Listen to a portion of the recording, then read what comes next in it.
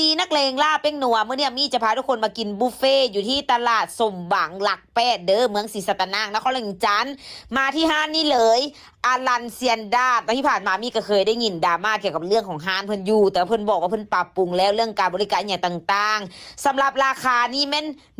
100,900เด้อได้อย่างแน่ก็จะมี3สั้น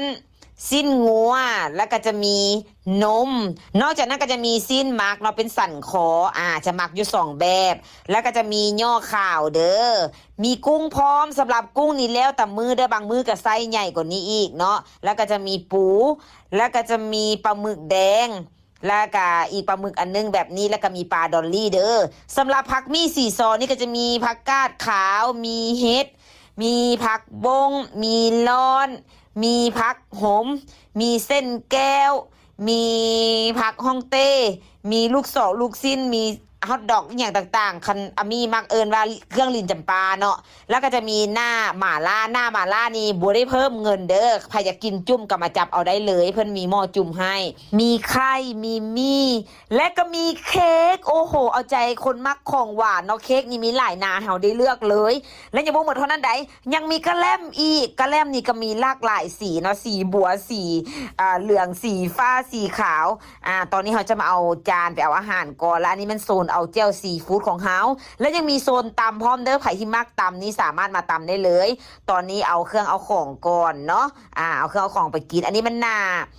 หม่าล่าที่มีเอายูซ่านั่นมานี่มื้อนี้พวกเขาจะกินจุ่มพร้อมเพราะเจ๊อ้ำเพิ่นบอกว่าเพิ่นรู้สึกว่าเพิ่นตุ้ยขึ้นเพิ่นก็เลยจะกินผักหลายๆเพิ่นบอกมาก็ขออนุญาตกินก็ได้เพิ่นบอกว่ารสชาติดีได้กินจังซี่แล้วกินฮอดอันสุธิดาผู้หญิงตัวนั้นขาวๆเนาะแต่ว่านางหันมาบ่ได้ย้อนว่านางหันบ่สบายเด้อทุกคนระยะนี้นางบ่สบายย้อนหยังอากาศเปลี่ยนแดดและกลางคืนก็บ่หลับบ่นอนไปลอกไปลิ้นตลอดนางน่ะก็เลยแบบเจ็บ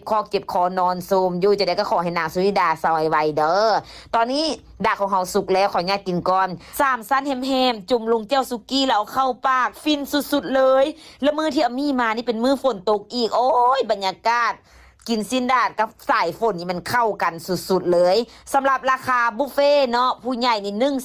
100,900เด็กน้อย75กับ50ปลายพันเด้อก็ขึ้นกับความใหญ่ความสูงของเด็กน้อยพร้อมห้านเปิด5โมงแรงจนฮอด10หรือว่า11โมงแรงเด้อถ้ามาครบ4คนแถมฟรีไปเลยเป๊ปซี่1ตุกเด้อตอนนี้อามี่จะไปเอาเค้กมากินก่อนหลายคนอาจจะคิดว่าอามี่อิ่มแล้วบ่ความจริงบ่เนาะอามี่เป็นคนที่ว่ากินของหวานกับของคาวปนกันได้กินของหวานแล้วก็ไปกินของขา